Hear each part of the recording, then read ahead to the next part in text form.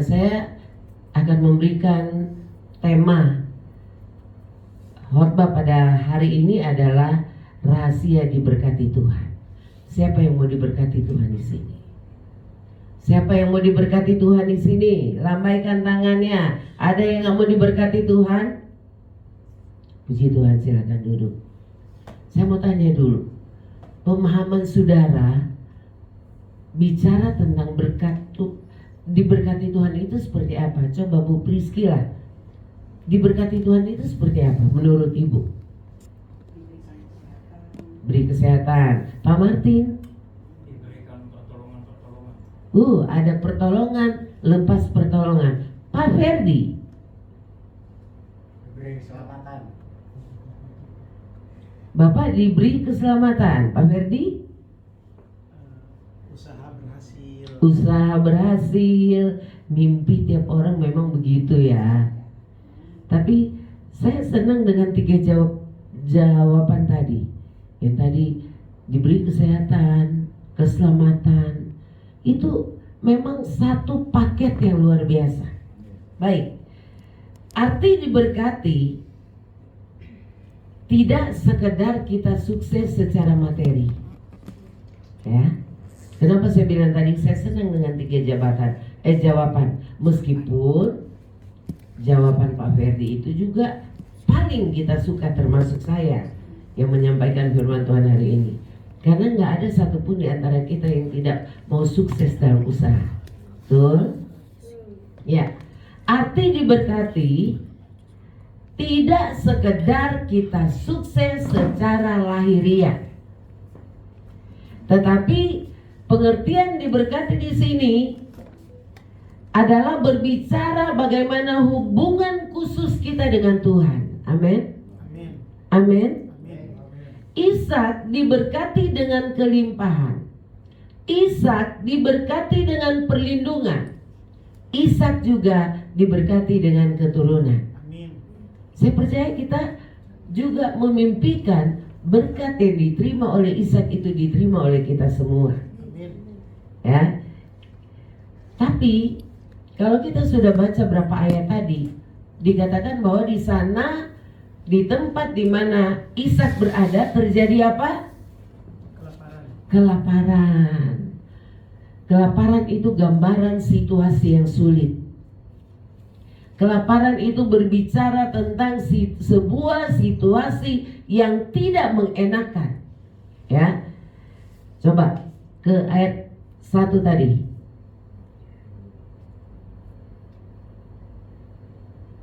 Ayat 1 berkata bahwa maka timbullah kelaparan di negeri itu. Ini bukan kelaparan yang pertama yang telah terjadi dalam zaman Abraham. Sebab itu Ishak pergi ke Gerar kepada Abimelek, raja orang Filistin. Ayat 2 berkata, lalu Tuhan menampakkan diri kepadanya serta berfirman, Ishak, jangan pergi ke Mesir. Diamlah di negeri yang akan kukatakan kepadamu. Permasalahannya, Ishak menurut gak? Nurut gak Ishak? Kalau dari ayat-ayat yang kita baca tadi, dia nurut gak? Ayat 3 berkata, tinggallah di negeri ini sebagai orang asing, maka aku akan menyertai engkau dan memberkati engkau. Sebab kepadamulah dan kepada keturunanmu akan kuberikan seluruh negeri ini, dan aku akan menempati sumpah yang telah kuikrarkan kepada Abraham ayahmu. Di tengah situasi yang sulit, Ishak kepengen cari pertolongan yang lain.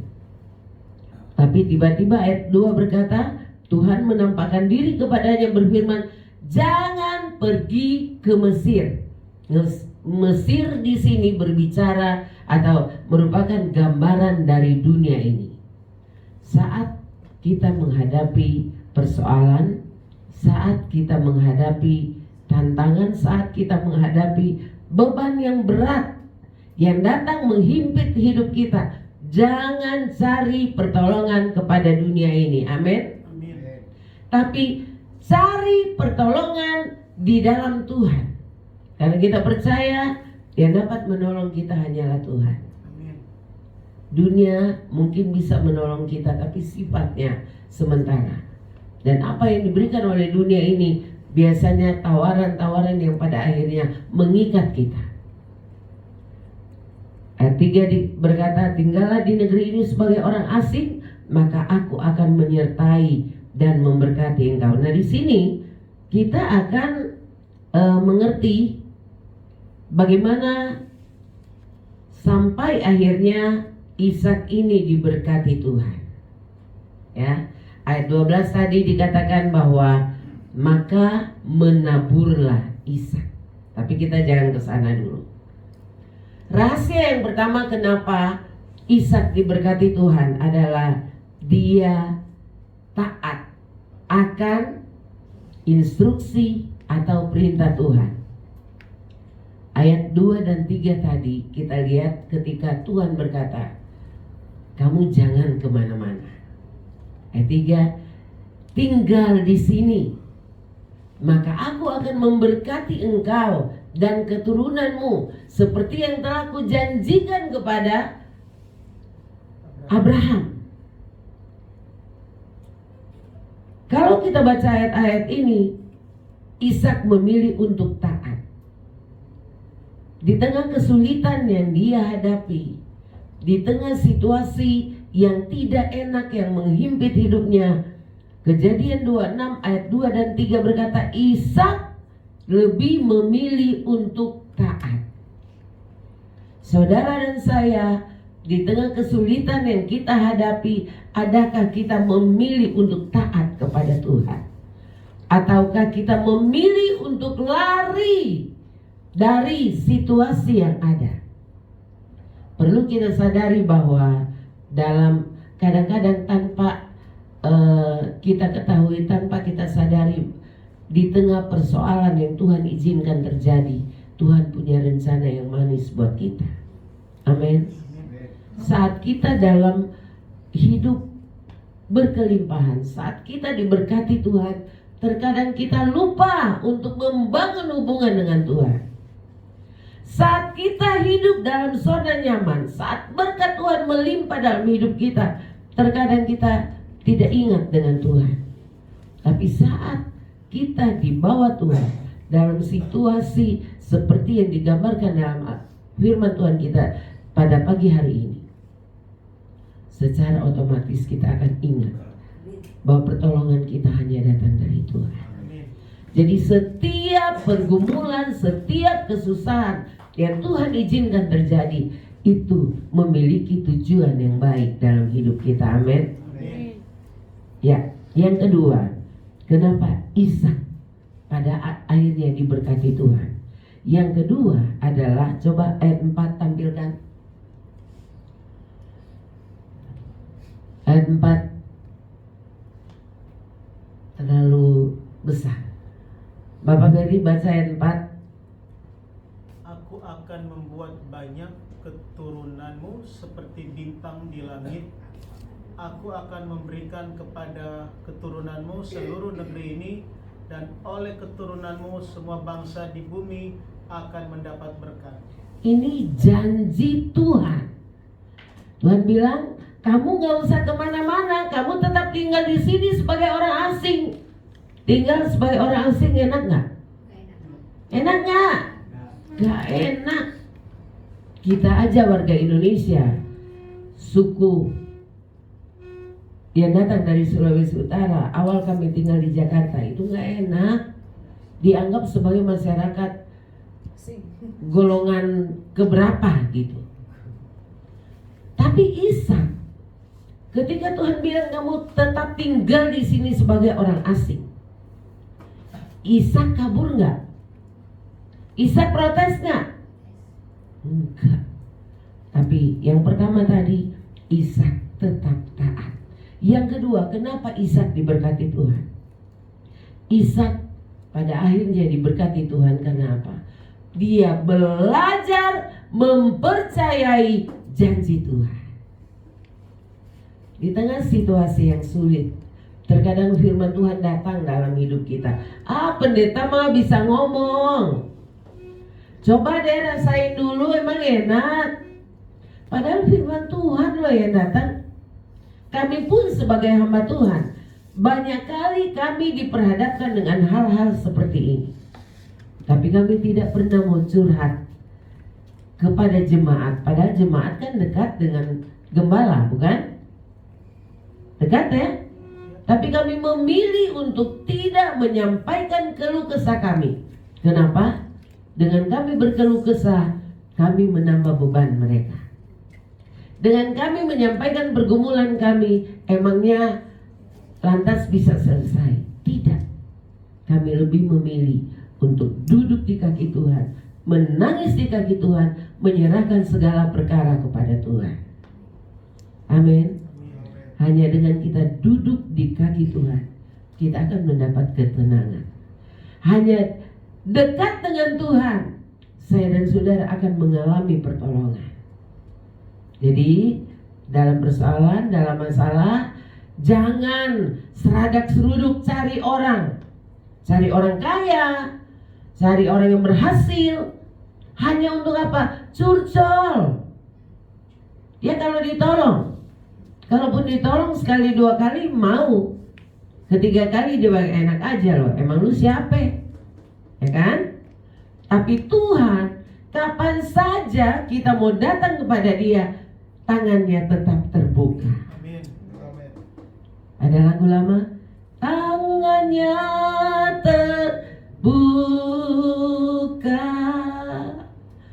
menunggulah. Tangan Tuhan tetap terbuka dan Dia selalu menanti kita anak-anaknya untuk datang kepada Dia. Amin. Saat susah, sekali lagi, jangan cari pertolongan kepada dunia ini. Ishak bisa aja dipikir, sudah kelaparan begini, ngapain saya disuruh tinggal sebagai orang asing? Saya sudah gambarkan tadi bahwa sebagai orang asing itu tidak enak. Kagak enak. Tapi ketika kita hidup dalam ketaatan kepada Tuhan, ketika kita belajar mempercayai janji Tuhan, kita akan mengalami pertolongan Tuhan yang dahsyat. Hal yang ketiga, ayat 12. Ayat 12.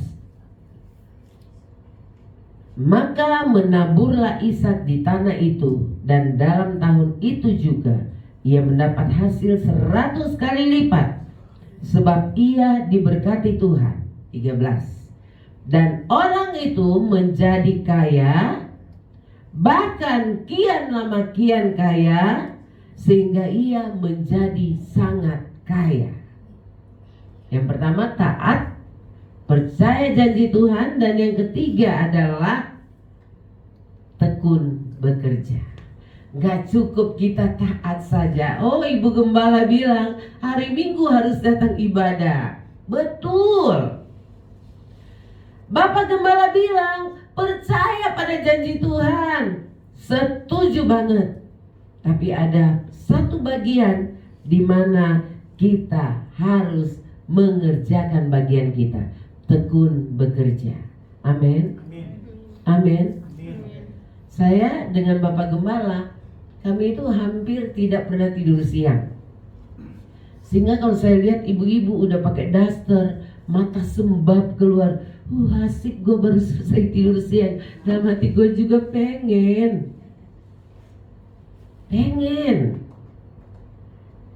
Tapi ada hal yang harus, ada tanggung jawab yang harus kami kerjakan. Sehingga kadang-kadang waktu istirahat kami pun tidak sesuai. Ya. Ayat 12 berkata, maka menaburlah Ishak. Itu berbicara tentang Ishak mengerjakan bagian dia dengan baik, dengan tekun dan rajin. Siapa yang tahu? Ayat yang bilang tangan orang rajin mendatangkan berkah. Tangan orang malas Mendapatkan tutup.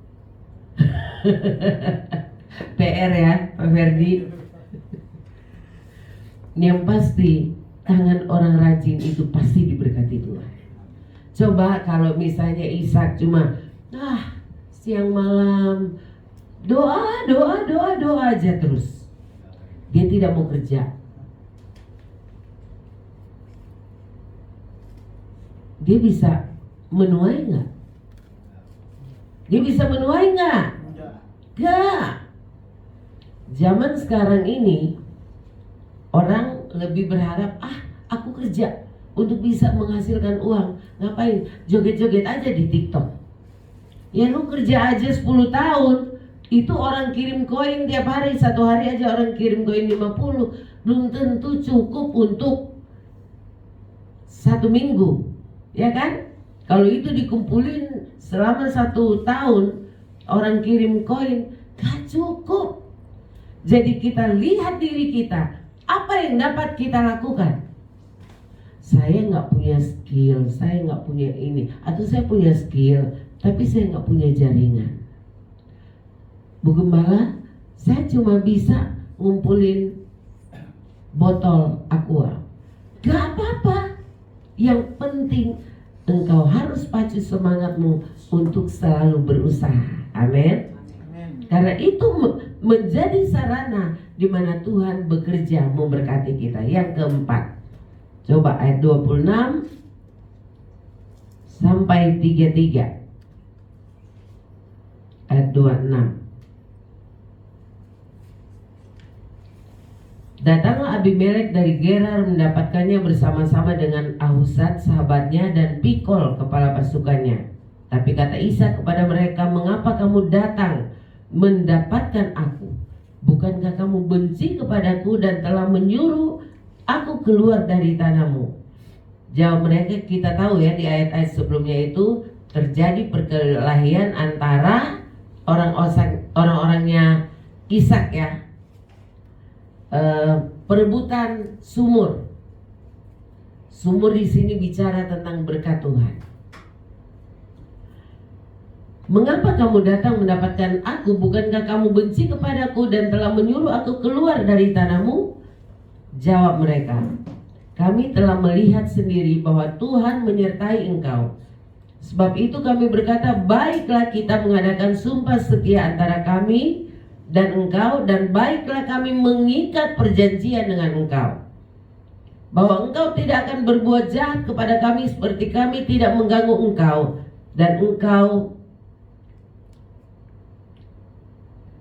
dan seperti kami semata-mata berbuat baik kepadamu dan membiarkan engkau pergi dengan damai. Bukankah engkau sekarang yang diberkati Tuhan? Kemudian Ishak mengadakan perjamuan bagi mereka. Lalu mereka makan dan minum. Keesokan harinya pagi-pagi bersumpah-sumpahlah mereka. Kemudian Ishak melepas mereka dan mereka pergi meninggalkan dia dengan damai. Pada hari itu datanglah hamba-hamba Ishak memberitahukan kepadanya tentang sumur yang telah digali mereka, serta berkata kepadanya, kami telah mendapat air. Nah, poin yang keempat, rahasia Ishak diberkati Tuhan adalah Ishak selalu menjaga hubungan. Menjaga hubungan dengan siapa? Dengan orang lain. Kadang-kadang kita baru diberkati sedikit aja, kita sudah seakan-akan sudah gak mau lihat orang lain. Betul apa betul? Betul apa betul? Cuma 2 orang yang jawab. Kalau masih ada bertobat. Ya, Ishak tadi dia taat. Saya semalam waktu mempersiapkan ayat ini, saya bayangkan ketika bisa aja kan Ishak nggak mau taat kan. Tuhan bilang, lu jangan kemana-mana, tetap tinggal di sini sebagai orang asing. Bisa aja Ishak nggak mau taat. Tapi ketika Ishak tidak taat, dia tidak melihat janji Tuhan digenapi dalam hidupnya. Ketika Ishak membangkang dengan apa yang Tuhan sampaikan, maka dia tidak diberkati Tuhan. Karena itu saya mau katakan pagi ini bahwa jangan lakukan sesuatu kalau Tuhan gak suruh. Amin. Amin. Kadang-kadang kita gampang banget Tuhan suruh saya begini, Tuhan bilang saya harus lakukan ini, Tuhan bilang saya harus begini, harus begono, Tuhan bilang saya harus tinggalkan tempat ini. Hati-hati, Tuhan bilang apa sih jelek yang bilang? Kalau memang Tuhan yang bilang, Leonel, kamu pindah ke sana. Kalau Tuhan yang bilang, maka rancangan Tuhan itu adalah damai sejahtera. Tapi kalau bukan Tuhan yang suruh, jangan coba-coba, engkau akan hancur. Amin. Jangan lakukan apa yang Tuhan tidak suruh. Ada orang, dia memaksakan diri jadi pendeta, padahal panggilan dia bukan untuk itu. Akhirnya saya katakan apa? Dia depresi sendiri. Ada orang coba-coba menekuni pelayanan pemulung, padahal Tuhan gak suruh. Cuma mau gagah-gagahan karena dia lihat, oh ada pendeta si A si B melayani pemulung itu diberkati Tuhan loh. Ada donatur yang ngasih mobil loh. Ada donatur yang tiap bulan transfer puluhan juta. Sampai dia mulai keluarin semua tabungannya dia, jual mobilnya, tinggal yang sisa rumah karena istrinya nggak ngasih. Makanya saya bilang jangan lakukan kalau Tuhan nggak suruh. Sebaliknya kalau Tuhan suruh, engkau harus lakukan dengan setia. Amin. Nah, intinya bahwa untuk kita dapat diberkati seperti Ishak, kita memiliki iman yang kuat. Amin. Kita perlu iman yang kuat. Kita perlu percaya janji Tuhan. Dan kita perlu untuk tekun bekerja. Kita perlu menjaga hubungan dengan sesama. Apa yang kita pelajari dari kisah Ishak ini, kiranya itu dapat menuntun kita, dapat membawa kita melakukan hal-hal yang baik, sehingga kita mampu menarik kuasa Tuhan itu turun dalam kehidupan pribadi kita, rumah tangga, usaha kita, sehingga lewat apa yang Tuhan kerjakan itu nama Tuhan dipuji dan dipermuliakan. Ayat terakhir, Mazmur 37 ayat 25. Mazmur 37 ayat 25, Pak Verdi tolong baca. Mazmur 37 ayat 25. Dahulu aku muda, sekarang telah menjadi tua, tetapi tidak pernah kulihat orang benar ditinggalkan atau anak cucunya meminta-minta roti. Ya, pengalaman pemazmur, dalam hal ini Raja Daud, dalam perjalanan panjang yang telah dia lewati. Kita tahu ya, dari gembala domba sampai dia menjadi menantunya Saul, sampai dia dikejar-kejar, sampai dia jadi raja. Dia katakan bahwa dahulu aku muda, sekarang telah menjadi tua. Ini merupakan pengalaman pribadi dari Daud sendiri. Tetapi tidak pernah kulihat orang benar ditinggalkan Tuhan. Amin. Dia juga menegaskan bahwa sepanjang hidupnya dia tidak pernah melihat orang benar ditinggalkan Tuhan, meskipun mereka mungkin menghadapi berbagai macam kesulitan, menghadapi berbagai macam tantangan, tapi Tuhan selalu menyertai mereka. Amin. Selanjutnya dikatakan dia tidak pernah lihat selain ditinggalkan Tuhan, anak cucunya meminta-minta roti. Janji Tuhan tidak hanya berlaku untuk kita saja, tapi janji Tuhan itu berlaku sampai kepada keturunan kita. Amin. Karena itu dari sekarang benahi hidup kita. Benahi hidup kita. Kita minta Roh Kudus untuk membantu kita, sehingga kita menyadari bahwa Tuhan, sepanjang perjalanan iman saya kepada Tuhan masih ada bolong-bolong, masih ada ketidaktaatan, masih ada ketidakpercayaan, masih ada hal-hal yang kita buat yang terkadang menyakiti hati Tuhan. Kita koreksi, hidup kita. Ketika kita sudah sampai di titik itu, saya percaya kita akan berusaha untuk menjadi pribadi yang lebih baik lagi. Amin. Tuhan setia pada janji-janjinya, dan Tuhan selalu mau menepati janjinya kepada mereka yang mengasihi Dia. Orang benar tidak akan pernah ditinggalkan Tuhan, apalagi hanya pada kebutuhan dasar kita ya, makan, minum, pakai. Tetapi juga Tuhan mau memberikan kita keberhasilan. Tuhan mampu memberkati kita dari generasi kepada generasi berikutnya. Terima kasih, Tuhan berkati. Saya serahkan pada Bapak Gembala.